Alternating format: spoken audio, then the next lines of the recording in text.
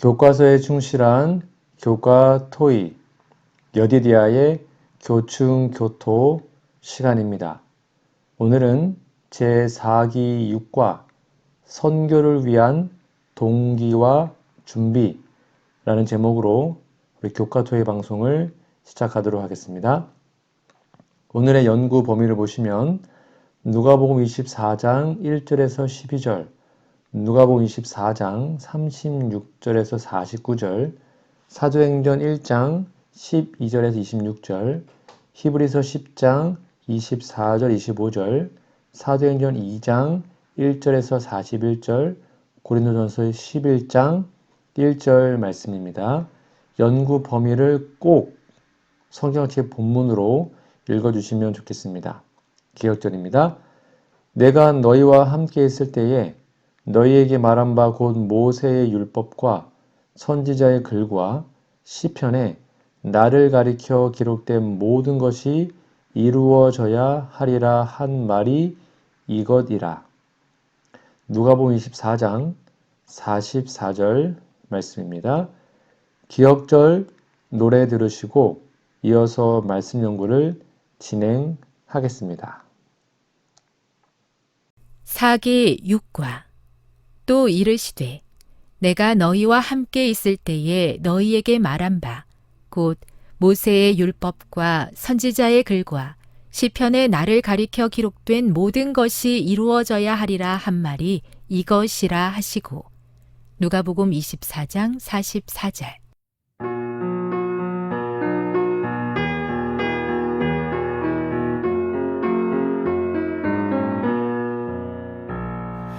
또 이르시되 내가 너희와 함께 있을 때에 너희에게 말한 바 곧 모세의 율법과 선지자의 글과 시편에 나를 가리켜 기록된 모든 것이 이루어져야 하리라 한 말이 이것이라 하시고 누가복음 24장 44절.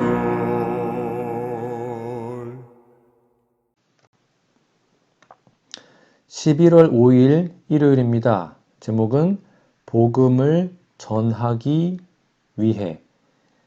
자, 교과서 질문해 보시면 누가복음 24장 1절에서 12절을 읽어보라.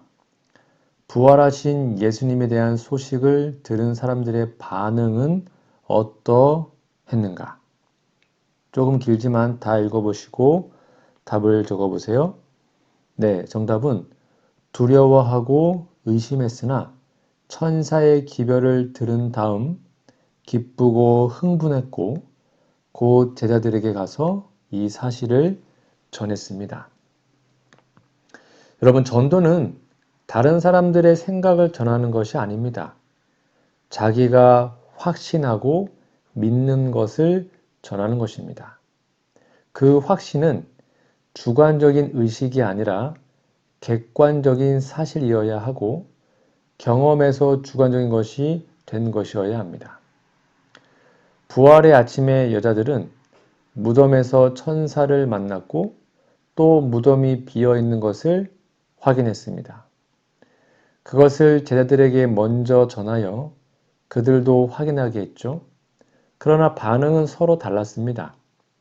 여자들은 그들 앞에 전개된 사실을 믿었습니다. 그 믿음을 제자들에게 전했고요. 그러나 제자들은 가서 빈 무덤을 확인하고도 의심했습니다.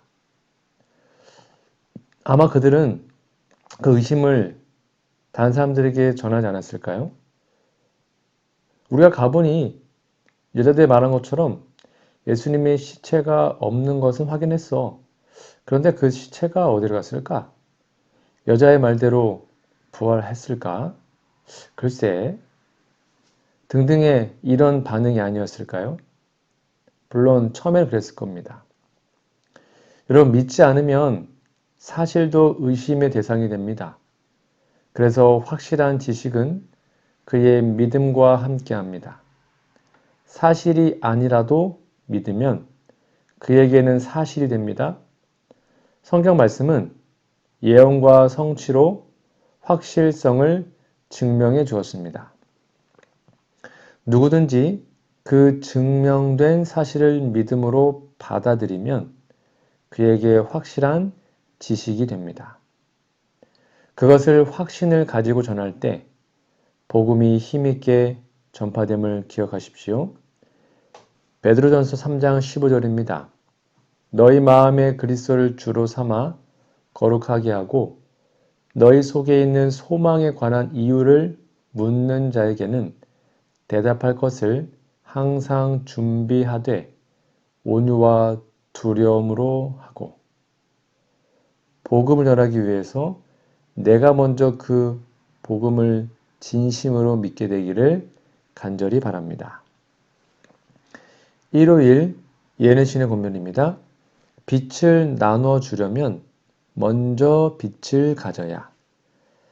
무엇보다도 우리에게 필요한 것은 성령의 침례이다. 성령의 침례 없이는 세상에 나가 외치기에 더욱 합당치 못하다. 모든 교사는 먼저 배우는 자가 되어서 하나님의 전진하는 진리에 대한 증거들을 바라보기 위하여 그의 눈에 안약을 발라야 할 것이다. 만약 그가 다른 사람들에게 빛을 나눠주기 원한다면 먼저 의의 태양이신 주님의 빛이 그의 마음속을 빛으로 환하게 해야 할 것이다. 가룟 뽑은 기별 1권 411페이지에 있는 말씀입니다. 11월 6일 월요일입니다. 제목은 예언적 기초. 자, 교과서 질문해 보시면 누가복음 24장 36절에서 49절을 읽어보라. 어떤 일이 일어났으며 이것이 사도들에게 왜 그토록 전환기의 경험이었는가? 읽어보시면 답이 있습니다. 답이 뭘까요? 네, 제자들이 모인 자리에 부활하신 예수께서 찾아오셔서 그들에게 부활을 확인시켜 주셨습니다. 사도들이 확인하고 확신하는 경험에 이르렀던 것이죠. 바울은 에베소 교회 지도자들에게 고별의 말을 할 때 지금 내가 여러분을 주와 및 은혜의 말씀에 부탁하노니 그 말씀이 여러분을 능히 든든히 세우사 거룩하게 하심을 입은 모든 자 가운데 기업 있게 하리라고 하였습니다. 사도행전 20장 32절이었습니다. 말씀이 그들을 든든히 세웠던 겁니다. 여러분, 지금도 하나님의 말씀은 같은 기능을 행합니다. 예수님께서는 제자들이 믿게 하는 방도로 예언과 성취에 관하여 말씀하셨습니다. 요한복음 13장 19절 지금부터 일이 일어나기 전에 미리 너희에게 일러둠은 일이 일어날 때에 내가 그인 줄 너희가 믿게 하려 함이로다. 요한복음 14장 29절 이제 일이 일어나기 전에 너희에게 말한 것은 일이 일어날 때에 너희로 믿게 하려 함이다라고 기록합니다. 그래서 성경의 예언과 그 성취에 관한 확실한 지식을 갖추는 것은 전도를 위한 대단한 무장을 하는 것과 같습니다. 우리는 예언을 따라 선한 싸움을 승리로 장식할 수 있습니다. 예수님께서 제자들에게 모세와 시편과 선지자들을 말씀하시면서 모든 성경에 쓴 내용을 지적하여 그 성취가 예수님의 구원 사업에 해당됨을 깨닫게 하셨습니다. 우리도 기록된 말씀에서 성경 말씀이 확실한 진리의 사실인 것을 예언을 연구하고 깨달아서 더욱 확실히 증거하는 것이 마땅하지 않겠습니까? 이것이 마지막 때에 특별히 예언을 포함한 하나님의 말씀에 기초해야 하는 이유이고요. 선교를 위해서 이것을 이해하는 것이 왜 그렇게 중요한지 우리는 꼭 기억해야 합니다. 예언적 기초를 가지고 우리의 믿음이 든든히 서게 되기를 간절히 바랍니다. 월요일 예언신의 권면입니다. 말씀만이 신앙의 기초. 그대들은 하나님의 말씀을 통해서 하나님의 확증을 받게 된다. 그대들은 하나님께서 그대들의 기도를 들으셨다는 것을 믿기 이전에 어떤 놀라운 감정의 변화가 있기까지 기다려서는 안 된다. 그대들은 신앙의 기초로서 확고한 무엇을 가져야만 한다. 주님의 말씀은 그대들이 의뢰할 수 있는 무한한 능력의 말씀이며 주님께서는 구하라 그러면 주실 것이요 라고 말씀하셨다. 가르 뽑은 기별 1권 328페이지에 있는 말씀입니다. 11월 7일 화요일입니다. 제목은 기다림과 선교. 자, 교과서 질문해 보시면 사도행전 1장 12절에서 26절 읽어보라. 120여 명의 남녀 제자들은 약속을 기다리는 동안 무엇을 하고 있었는가? 성경 읽어보시면 답을 적을 수 있습니다. 네. 마음을 같이하여 기도하며 전도의 전열을 보완했습니다. 그리고 가롯 유다 대신에 마띠아를 제자의 수에 포함했습니다. 어떻게 하면 주님을 기다리는 법을 배울 수 있겠습니까? 어떻게 하면 기다리는 동안에도 믿음을 잃지 않을 수 있겠습니까? 성경의 약속을 따르면 됩니다. 사도행전에 기록된 제자들의 모범은 기다리는 사람들 어떻게 해야 하는 것인지 잘 가르쳐주는 사건입니다. 말씀을 읽고 연구하여 그 뜻을 성경적으로 깨닫는 시간이 되어야 하고 성령께서 친히 삶을 주장해 주시도록 진실한 기도가 필수적이죠.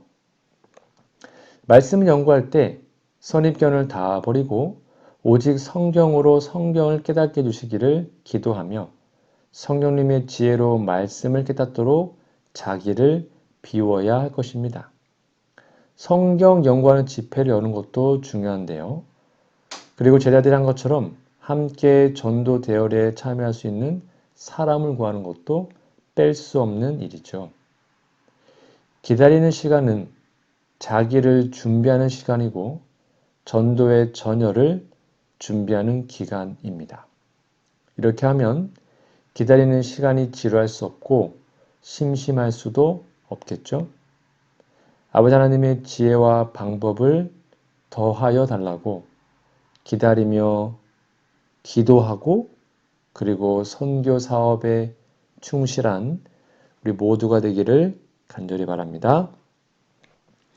화요일 예언의 신의 권면입니다. 기다리는 자에게만 성령을 주심. 오직 겸손히 하나님을 섬기며 하나님의 은혜와 지도를 기다리는 자들에게만 성령을 주신다. 하나님의 능력은 그들의 요구와 받아들임을 기다린다. 믿음으로 요구된 이 약속된 축복은 이 축복을 따르는 모든 다른 축복을 가져온다. 이 축복은 그리스도의 은혜의 풍성하심을 따라 주시는 것이며 또한 그분은 받을 수 있는 역량대로 각 영혼에게 공급하시려고 준비하고 계신다. 시대소망 672페이지에 있는 말씀입니다. 11월 8일 수요일입니다. 제목은 너희가 십자가에 못 박은. 자, 교과서 질문해 보시면 사도행전 2장 1절에서 41절 읽어보라. 오순절에 성령을 받은 제자들에게 어떤 일이 일어났는가? 자, 본문을 다 읽어보세요. 그러면 답이 있죠? 뭘까요? 본문은 사도행전 2장 끝 다 나누고 전체니까 꼭 읽어보시기 바라고요. 답을 보면 능력을 받아 전도의 큰 역사가 일어나서 그날에 3,000명의 제자들이 더해졌다라고 기록합니다. 예수님 당시에 예수님을 십자가에 못 박도록 넘겨준 사람들만이 예수님을 죽게 한 장본인들입니다. 장본인들이 아닙니다.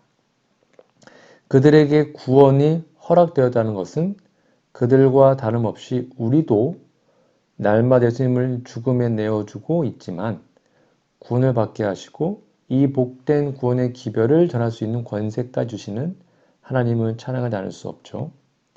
그리스도의 죽음에 관계된 사람들에게도 구원이 주어졌다는 사실은 같은 처지에 있는 우리 자신도 구원받을 수 있다는 격려가 됩니다. 예수님은 죄인을 불러 구원하려고 오셨습니다. 자신이 죄인임을 진정으로 인정하고 예수님께 나와 그것을 고백할 때 예수님의 구원하시는 은혜가 그에게 임합니다. 성령께서는 이런 사람을 예수님의 형상을 닮도록 거듭나게 하시고 예수님을 생명의 구주로 증거하는 전도자를 삼으십니다. 성령 충만은 진정으로 거듭나는 경험이고 또 성령 충만은 말씀 충만입니다. 거듭나는 것은 살아있고 항상 있는 하나님의 말씀으로 되는 것이고 성령으로 나는 것은 말씀으로 나는 것과 같습니다. 그러므로 전도자는 말씀이 충만한 자, 곧 말씀의 사람이 됩니다. 그의 언어는 하나님의 말씀이고 그의 삶은 성령께서 이끄시는 삶이 됩니다. 그래서 성경은 성령으로 나는 사람을 영이라고 가르치고 있죠. 전도자는 말씀의 사람이며 성령의 사람이 되어야 함을 여러분 꼭 기억하시기 바랍니다. 수요일 예능신의 권면입니다. 회개와 용서도 그리스도로부터. 우리는 믿음으로 하나님의 은혜를 받는다. 그러나 믿음이 우리의 구주는 아니다. 그것은 아무런 공로도 주지 못한다. 믿음은 우리가 그리스도를 붙잡고 죄의 치료제인 그의 공로를 힘입는 손이다. 그리고 우리는 하나님의 성령의 도우심이 없이는 회개조차 할 수가 없다. 용서가 분명히 그리스도에게서 오는 것처럼 회개도 그리스도에게서 온다. 시대소망 175페이지에 있는 말씀입니다. 11월 9일 목요일입니다. 제목은 초대교회의 모습인데요. 자, 교과서 질문해 보시면 사도행전 2장 41절에서 47절 읽어보라. 여기에는 초대교회의 어떤 모습이 담겨 있는가? 워낙 유명한 말씀이죠. 읽어보시면 답이 있습니다. 말씀과 기도로 연합하여 유무상통하고 마음을 같이하여 주님의 영광을 드러내니 구원받는 사람을 날마다 더하게 하셨습니다. 그리스도를 가르치는 가장 좋은 방법은 그리스도인의 삶을 보고 배우게 하는 것입니다. 말로는 가르치고 생활과 행위로는 말로 가르친 것을 무너뜨리는 모습을 보이면 그의 가르침이 힘이 없고 나아가서는 거짓으로 여겨질 수 있죠. 재림 성도들은 이런 모습을 보이지 않는 삶을 살아야 합니다. 바울은 자기가 가르친 진리대로 생활을 했습니다. 그래서 여러 번 자기를 본받으라고 감히 말을 했죠. 우리는 전도하면서 나를 본받으라 라고 말할 정도로 알고 있는 기별이 생활화되고 있습니까? 때때로 우리는 전한 기별과 다르게 사는 모습을 보여서 스스로 너무 부끄러운 적이 있지 않으셨습니까? 저는 참 그런 경우가 많았습니다. 때로는 반성하고 뉘우쳐도 어느 순간에 비슷한 허물을 나타내는 삶의 모습이 하나님께 얼마나 죄송한지 참 얼굴을 들지 못할 때가 많았습니다. 만약 그러면 우리의 전도가 허지로 돌아갈 수밖에 없어요. 바울이 정말 예수님을 본받는 삶을 살았으나 자기에게 전도받은 사람들이 자기의 삶을 보고 실망할까 염려하지 않은 것은 아닙니다. 바울이 말한 대로 지체 가운데 있는 죄의 법이 사로잡아 죄 아래로 끌려가는 경험에 빠질 수 있기 때문이죠. 바울은 내가 갈 때에 너희를 나의 원하는 것과 같이 보지 못하고 또 내가 너희에게 너희의 원치 않은 것과 같이 보일까 두려워하여라고 표현했습니다. 우리는 아직도 죄의 세상에서 악한 자의 불화살에 노출되어 있기 때문입니다. 그래도 우리는 예수님 안에서 죄를 이긴 자로 본이 되어야 할 것입니다. 이것이야말로 전한 복음을 모본으로 확실하게 하는 것임을 꼭 기억하시기 바랍니다. 목요일 예언의 권면입니다. 그리스도를 본받는 자들, 그들은 그리스도를 본받을 것이며 그들은 그분이 가지신 바 영혼을 구원하는 사업에 관심을 가진 사심 없는 자선심을 소유하게 될 것이다. 그리스도의 제자들은 그분께서 영혼들을 귀하게 여기시는 것처럼 그들을 귀히 여겨야 한다. 그들의 동정심은 그들의 사랑하는 구주의 사업에 두어야 하며 어떤 희생을 치르고서라도 그분의 피로 사신 자들을 구원하기 위해 애써야 한다. 교회정원 2권 663, 664페이지에 있는 말씀입니다. 오늘은 제4기 6과 선교를 위한 동기와 준비라는 제목으로 함께 말씀 나눴는데요. 여러분 교과서에 나와 있는 연구 범위 성경 본문을 꼭 읽어주시고 기억절도 외워주시면 감사하겠습니다.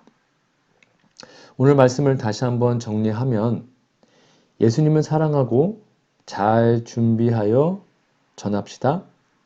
내가 경험한 예수님을 전해야 합니다.